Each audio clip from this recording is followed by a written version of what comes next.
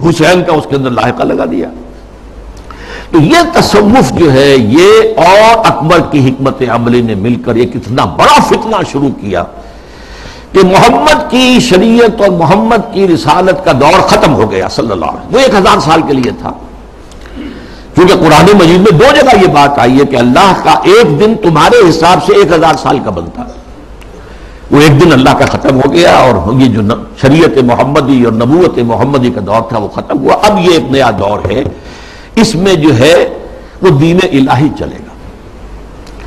اس فتنے کا توڑ کیا حضرت مجدد الف ثانی. میں نے کہا تھا نا یہ الف ثانی کے آغاز میں فتنہ اٹھا. امت کی عمر کا دوسرا ہزارہ جو ہے دور وہ شروع ہو رہا تھا، 1000 سالہ دور. تو وہ فتنہ جو تھا الف ثانی کا، اس کا توڑ کرنے کے لیے اللہ نے جس مجدد کو اٹھایا ہے اس کا وہ نام ہی پڑ گیا مجدد الف ثانی رحمۃ اللہ علیہ، شیخ احمد سرہندی. اس نے توڑ کیا، جس کے بارے میں اقبال کہتا ہے گردن نہ جھکی جس کی جہانگیر کے آگے، جس کے نفس گرم سے ہے گرمی احرار. وہ ہند میں سرمایہ ملت کا نگہباں، اللہ نے بر وقت کیا جس کو خبردار. ملت تو ختم ہو رہی تھی، اس لیے کہ ملت کی جو بنیاد جو ہے وہ حضور صلی اللہ علیہ وسلم کے اتباع اور اطاعت پر ہے. محض قرآن پر تو نظام کوئی بنتا ہی نہیں سرے سے. نماز کا نظام نہیں بنتا، اور کیا نظام بنے گا؟ نماز کا نظام کہاں بنے گا؟ قرآن پر تاکیدی حکم ہے نماز قائم کرو، نماز قائم کرو، نماز قائم کرو. وہ 5 نمازوں کا ذکر کہاں ہے؟ یہ ان رکعتوں کا ذکر کہاں ہے کہ فجر کی 2 ہیں فرض جو رکعتیں ہیں، اور ظہر اور عصر کی 4 ہیں، مغرب کی 3 ہیں، عشاء کی پھر 4. کہاں ہے؟ قرآن میں تو کہیں نہیں. اس لیے نظام اگر بنتا ہے، یہاں تک کہ نماز کا نظام بھی وہ سنت سے بنتا ہے. ملت بنتی ہے تو سنت سے بنتی ہے. بمصطفیٰ پر اساخی شرا کے دی ہماوست، اگر مؤون رسیدی تمام بولا بیست. اپنے آپ کو مصطفیٰ صلی اللہ علیہ وسلم کے قدموں تک پہنچا دو کہ دین تو نام ہی ان کا ہے. بہت صحیح بات ہے. اگر ان تک تمہاری رسائی نہ ہوئی تو سب مقبولہ بھی ہے. یہی فتنہ پھر 19ویں صدی میں سامنے آیا ہے. اب یہ ایک ہندو کے ذریعے سے آیا. راجہ رام موہن رائے بہت بڑا عالم تھا، فارسی کا، عربی کا، اردو کا، ہندی تو اس کی زبان تھی. اور ہندوؤں میں جو احیاء ہوا ہے ان کا قومی سطح پر، وہ جن اشخاص کا مرہون منت ہے ان میں بہت بڑے مقام پر راجہ رام موہن رائے ہے. اور یہ موحد تھا، موحد کامل. چنانچہ انگریز جب آ چکے، آپ کو معلوم ہے 18ویں صدی میں آ گیا تھا انگریز. جنگ پلاسی کے بعد سے بنگال پر اس کا قبضہ ہو چکا تھا. اس کے بعد رفتہ رفتہ وہ سیلاب آگے آ رہا تھا.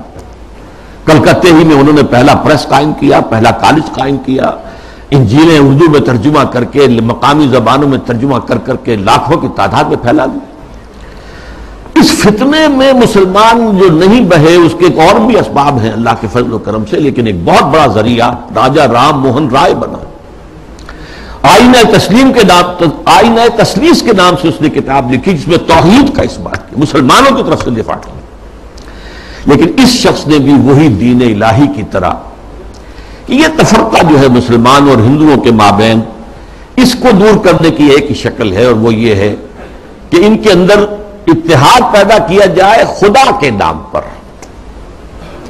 چنانچہ اس نے ایک خاص مجلس قائم کی، ایک خاص اس کا فرقہ بن گیا برہمو سماج. برہما کہتے ہیں خدا کو. برہمو سماج یعنی جس طرح دین الہی اسی طرح برہمو سماج. وہ یہ ہے کہ ایک برہما کو مان لو، بس خدا کو مان لو، جو تم اللہ کہہ لو ہم اسے پرمیشور کہہ لیں، برہما کہہ لیں، جو چاہیں کہہ لیں. لیکن یہ ہے کہ باقی چیزیں جو ہیں ان کو ذرا پس پش ڈال دو، ان کی اہمیت کم کر دو. تو برہمو سماج جو ہے اس نے پیدا کیا. اس کا انتقال 1833 میں ہوا تھا. اس کو پھر 19ویں صدی میں تازہ کیا ہے گاندھی نے متحدہ قومیت کے لیے. اس کی بھی ایک سیاسی بصیرت تھی. انگریز کی غلامی سے نجات پانے کی کوئی صورت نہیں ہے جب تک کہ مسلمان اور ہندو متفق نہ ہو، متحد نہ ہو. اور ان کے اتحاد میں جو چیز حائل ہے وہ شریعت ہے، قانون ہے، تہذیب ہے مسلمانوں کی. تو جب تک ان کو گڈمٹ کر کے ایک ہاون دستے میں ڈال کر کوٹ کر پیس کر ایک نہ بنا دیا جائے تب تک یہ متحد نہیں ہو سکتے، اور جب تک یہ متحد نہیں ہوں گے آزادی نہیں ہو سکتی۔ اسی کی وجہ ہے کہ اس کی پرارتھنا جو ہوتی تھی صبح ہی صبح، اس میں گیتا بھی پڑھی جاتی تھی، قرآن کی تلاوت بھی ہوتی تھی، گرو گرنتھ کو بھی پڑھ کے سنایا جاتا تھا، تاکہ معلوم ہو یہ سب ایک ہے بھائی، اس میں کیا فرق واقع ہوتا۔ یہ فتنہ اس شد و مت سے اٹھا تھا، متحدہ قومیت۔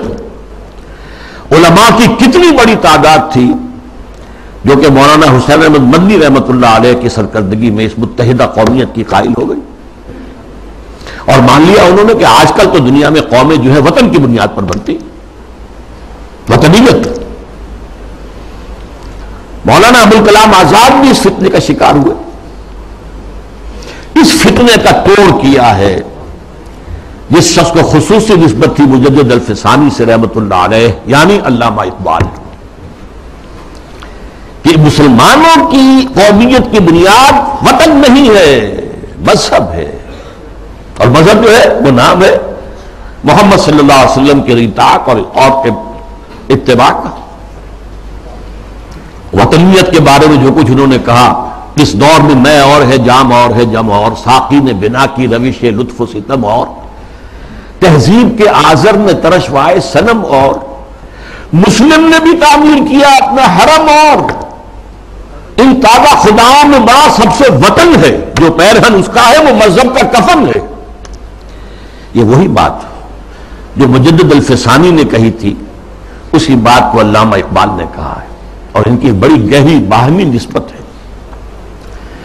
چوتھے نمبر پر پھر جب انگریز کا یہاں پر پورا تسلط ہو گیا 1857 کے بعد، تو فتنہ انکار حدیث پیدا ہوا، سنت رسول کا استخفاف۔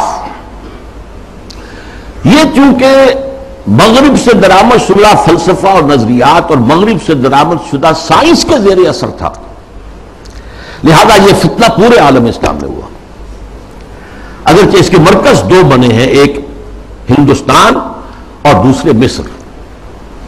مصر ثقافتی اعتبار سے عالم عرب کا امام، اور عجمی اسلام جو ہے اس میں سب سے اہمیت سب سے بڑھ کر وہ ہندوستان کو تھی۔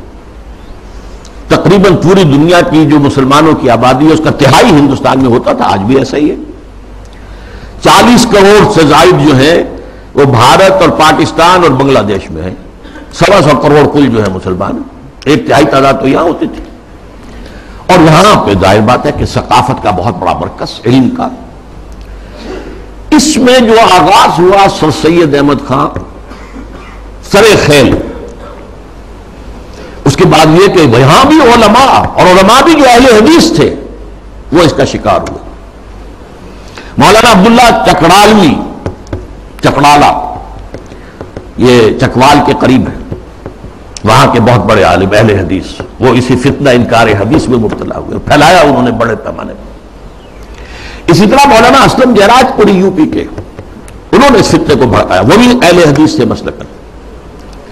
اسی طریقے سے مولانا تمنا عبادی، نیاز فتح پوری، بہت عمدہ منمون نگار، انشا پرداس، غلام جیلانی برق، اگرچہ اس کی آخر میں ہدایت ہو گئی، لیکن سب سے بڑھ کر یہ فتنہ جس شخص سے پھیلا ہے وہ غلام احمد پرویز۔ اس کا لکھنے کا اسلوب بھی بڑا اچھا تھا، دلکش تھا، تقریر کا اسلوب بھی بہت اچھا تھا اور دلکش تھا۔ اور یہ جان لیجئے فتنہ وہی شخص برپا کر سکتا ہے جس میں صلاحیت ہوتی ہے۔ عام آدمی کیا فتنہ برپا کرے گا، اور کرے گا تو پھیلائے گا کیسے؟ تحریر و تقریر سے فتنہ جو ہے وہ پھیلتا ہے، پروان چڑھتا ہے، اور ان دونوں چیزوں پر اس شخص کو بڑی دسترس حاصل تھی۔ دیکھیے یہ دو غلام احمد پنجاب نے پیدا کیا۔ غلام احمد قادیانی، اس نے ختم نبوت کی مہر توڑ دی، اجرائے وحی، اجرائے نبوت کا دعویٰ کر دیا۔ اور غلام احمد پرویز، اس نے اور دوسری اعتبار سے نبوت و رسالت کو زخم لگائے کہ نبی کی رسالت جو ہے وہ ٹھیک ہے، ہم مانتے ہیں، لیکن نبی کی اطاعت اور اس کا اتباع یہ صرف ان کی زندگی تک تھا۔ یہ فتنہ جو ہے پرویزیت، یہ آج بھی جاری ہے۔ اس کے کچھ کیسٹس ہیں جو آج بھی پھیل رہے ہیں، نہ صرف پاکستان کے مختلف حصوں اور علاقوں میں بلکہ اور باقی باہر کے ممالک کے اندر بھی چھوٹی چھوٹی